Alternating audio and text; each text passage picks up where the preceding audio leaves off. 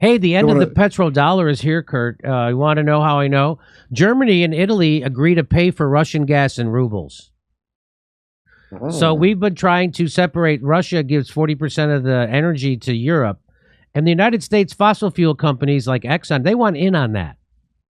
So that's what a lot of this has to do with in Ukraine. They wanted to get us, the United States, to sell liquefied natural gas to Europe. That we wanted to open that market up for us. That's what a lot of this is about, ladies and gentlemen. It's called synergy. It's called synergy, and that's why they cut off the pipeline from Russia to Germany.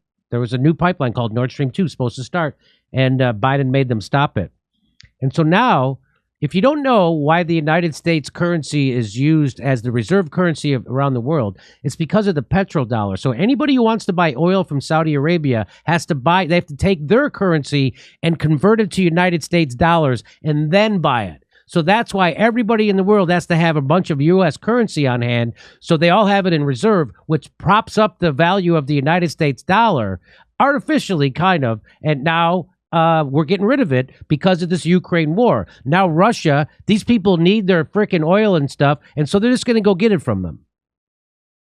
And they're going to pay in rubles, and that's going to wreck the petrodollar, and we're going to have a depression in the United States because of it. Germany and Italy have allowed national companies to open ruble accounts in Russia's Gazprom Bank. Oh, that's nice. To comply with the new natural gas payment scheme and avoid a supply cutoff. The move comes after Poland, Bulgaria, and most recently Finland refused to accept Russia's new payment mechanism, resulting in gas flows from Russia being halted. And it's going to screw those fucking countries. And that's why Italy's not doing it. According to the outlet, the move was approved by Brussels after discussions with the European Commission and is not considered a breach of the sanctions that the EU placed on Moscow over the conflict in Ukraine. Really? Russia's new payment scheme requires gas buyers from unfriendly countries that have placed sanctions on Russia to open accounts in Russia's Gazprom Bank. They can then deposit funds in their currency of choice, which the bank converts to rubles and transfers to Gazprom. German gas importers have reportedly been notified by Berlin that they can open ruble accounts to pay for Russian gas as long as the payments they make to Gazprom Bank are not in the Russian currency.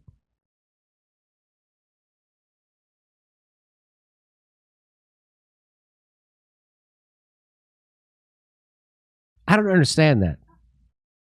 Do you understand that, Kurt? That's confusing. I heard about this a while ago. No, yeah, but it seems like German gas importers have reportedly been notified by Berlin that they can open ruble accounts to pay for Russia gas, as long as the payments they make to Gazprom Bank are not in Russia. So it's a chain of thing where you like give it to a bank to give it to them for you, and it's it's just like the legal workaround. Okay, I heard about this a while ago when I started. I didn't know they had cut the gas off.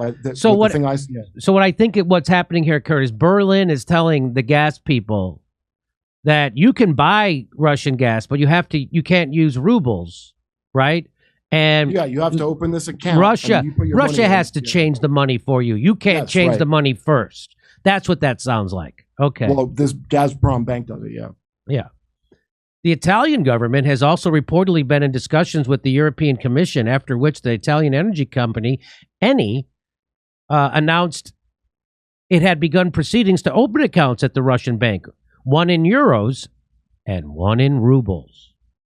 In its latest written guidance, the EU said companies can buy Russian gas without breaching sanctions if they continue to pay in the currency of their existing contracts, but did not mention whether opening ruble accounts would be a breach.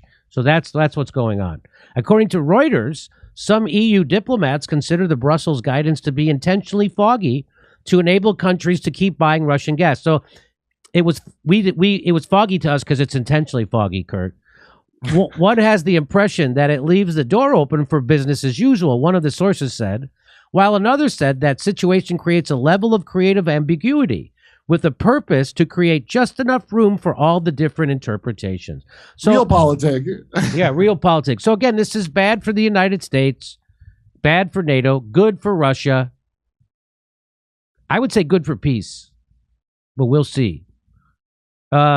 They're driving Joe Biden and the establishment are driving the United States economy off a cliff, and they don't give a shit. These people are much more destructive than Trump was. I'll tell you that. Well, when you see and that is not a vote yeah. for Trump. Asswipe. Go ahead, Kurt. When you see this, like all the backroom deal of like this, like fake moral war that you're supposed moral feeling you have, and it's like, well, a lot of ambiguity. Like, what do you think is gonna happen with China? Like, they're way deeper in us than anything with Europe. I mean, like, how are you even gonna pull that off? You tell me, buddy. We rely on China for everything. We couldn't even make masks in this country. Will you guys make us some tanks? Okay. Here we're doing stand-up comedy in Irvine, California, Las Vegas, San Diego, Salt Lake City, Indianapolis, Louisville, all over the place. Go to jimmydorcomedy.com for a link for tickets.